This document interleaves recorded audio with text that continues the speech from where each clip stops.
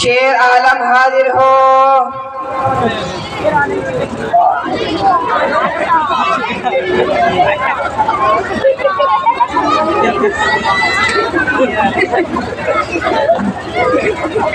بولو تمہارا کیا مقدمہ ہے اور کس سے مقدمہ ہے؟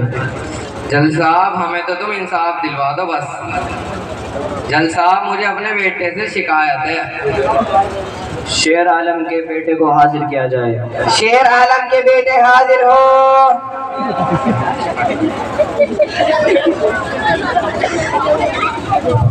عالیہ اب بتاؤ کیا جھگڑا ہے؟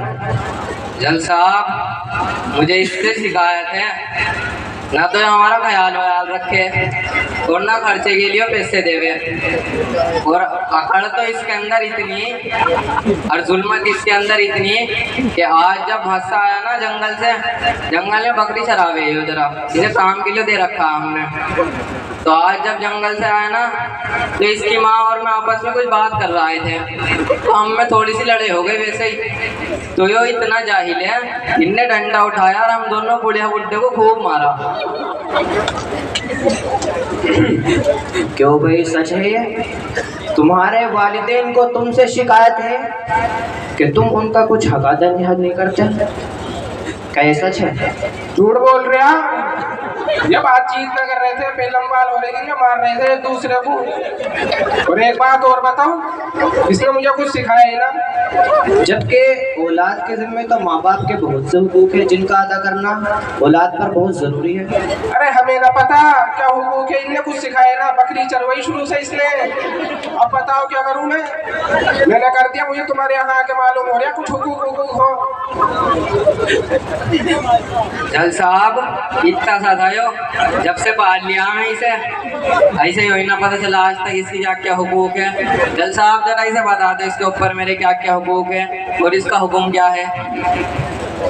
ہاں، اولاد پر والدین کے بہت سارے حقوق ہیں، جیسے ان کی فرما برداری کرنا، ان کا خیال رکھنا اور ان کے ساتھ اچھا سلوک کرنا اور ان کو تکلیف نہ دینا، یہ احسان ادا کرنا اور ان حقوق کو ادا کرنا اولاد پر فرض ہے۔ صاحب بک گئے، یہ بک گئے، بڈھے کی طرف کو پلٹ گئی ابھی۔ ایک بات بتائیو، سارے حقوق مجھ پہ ہی ہے کیا، بڈھے پہ کچھ نہ ہے؟ ہاں کیوں نہیں، اسلام نے دونوں کے لیے حقوق بیان کیے ہیں۔ ماں باپ پر بھی اولاد کے بہت حقوق ہیں، جن میں سے 3 بنیادی ہیں۔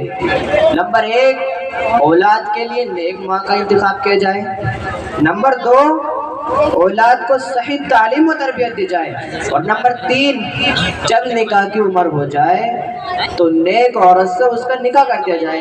ان حقوق کا ادا کرنا بھی والدین پر فرض ہے۔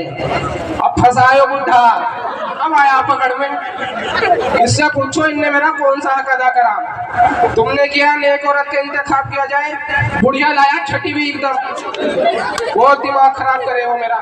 اور دوسری بات تعلیم کی بات، ان نے الف بیتے نہیں سکھائی ابھی تک مجھے۔ اور ایک بات اور بتاؤں، تیسرا حق نکاح کے کہہ رہے نا تم، 40 سال کا ہو گیا میں، اس بڈھے نے ابھی تک بیاہ نہیں کرایا میرا، بیاہ کا نام تک نہیں لیتا زبان پہ ہو۔ اچھا بیٹا، یہ تو ان کی غلطی ہے کہ انہوں نے تمہارا کوئی بھی حق ادا نہیں کیا، لیکن یہ تمہیں کس نے سکھایا کہ والدین کو ڈنڈے سے مارو، ان پر لٹ برساؤ؟ ان نے سکھایا، ان نے، میری کوئی غلطی نہ ملنے کی اس نے سکھایا۔ میں بتاؤں کیسے، میں بچپن سے بکری بچے چراؤں، ٹھیک ہے، یہ بڈھے نے مجھ سے یوں کیا تھا، جب بھی 2 بھینس آپس میں لڑے ڈنڈے پھیر دیے، الگ کر دیے۔ آج میں جنگل سے آیا دھوپ میں، میرا ہو رہا تھا مون خراب، بڈھا بڑھیا لڑائی کر رہے دونوں، مون سٹکا ہوا، میں نے اٹھایا الگ اور پھیر دیا دونوں پہ۔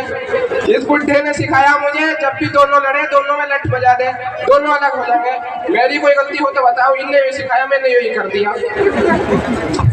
تو فریقین کی بات سن کر عدالت اس نتیجے پر پہنچی ہے کہ مجرم والدین ہیں، کیونکہ انہوں نے اولاد کا کوئی حق ادا نہیں کیا، نہ ہی تعلیم دی نہ ہی تربیت دی۔ تو عدالت ان کے لیے یہ فرمان جاری کرتی ہے کہ وہ پہلے خود اولاد کا حق ادا کریں، صحیح تعلیم دیں اور صحیح تربیت دیں، بعد میں اپنے حق کی مانگ رکھیں۔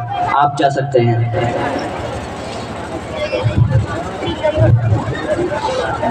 آرڈر آرڈر آرڈر،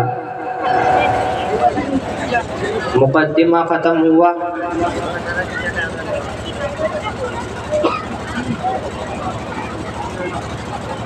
السلام علیکم ورحمۃ اللہ وبرکاتہ۔ معزز حاضرین، ہمارا یہ مضحکہ خیز مکالمہ صرف آپ کو ہنسانے کے لیے نہیں ہے، بلکہ اس مکالمے سے ہمارا مقصد یہ ہے کہ ہم لوگ جان لیں کہ ہمارے آپس میں ایک دوسرے کے تعلق سے بہت سے حقوق ہیں جن کی ادائیگی ضروری ہے۔ آج اگر ہمیں ہمارے حقوق نہ ملیں تو ہمیں شکایت ہوتی ہے، تو اسی طریقے سے ہمیں ہمارے حقوق نہ ملنے سے شکایت اور تکلیف ہوتی ہے۔ اسی طرح دوسرے کے حقوق جو ہمارے ذمے ہیں ان کی ادائیگی کی بھی ہمیں فکر کرنی چاہیے۔ بس یہی ہمارا مقصد ہے۔ اللہ تعالی ہمیں سب کے حقوق کی ادائیگی کی توفیق عطا فرمائے۔